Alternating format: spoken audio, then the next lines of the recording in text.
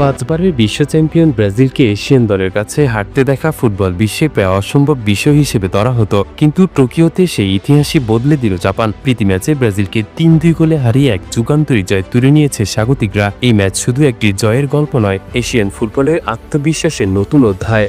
Brazil ম্যাচের প্রথমার্ধে ছিল সম্পূর্ণ প্রভাবশালী। গ্যাব্রিয়েল মার্টিনেল্লি ও পাওলো হেনরিকের দারুণ সমন্বয়ে প্রথম ৩০ মিনিটে ২-০ গোলে এগিয়ে যায় তারা। লুকাস পাকেতার সৃজনশীলতা আর ব্রাজিলের দ্রুত আক্রমণ দেখে মনে হচ্ছিল আরও বড় ব্যবধানে জয় আসবে।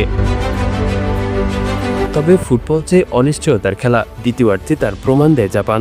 দ্বিতীয়ার্ধে ব্রাজিলের ডিফেন্সিভ দিক একদম ভেঙে পড়ে। প্রেভিজিও ভুনোর ফলে তাকুমি মিনামিনো গোল করে ব্যবধান কমান। এরপর কেইতো নাকামুরার গোলে সমতায় ফিরে জাপান। প্রথমার্ধে যিনি সহজ সুযোগ মিস করেছিলেন, সেই উয়েদাই ৭১ মিনিটে দুর্দান্ত হেরে জাপানকে এগিয়ে দেন। অবিশ্বাস্য প্রত্যাবর্তনের মাধ্যমে ৩-২ ব্যবধানে ম্যাচ জিতে নেয় জাপান। এই জয়ে ভাঙল দুই যুগের ইতিহাস। ১৯৯৯ সালে দক্ষিণ কোরিয়ার কাছে সবশেষ এশিয়ান দলের বিপক্ষে হেরেছিল ব্রাজিল।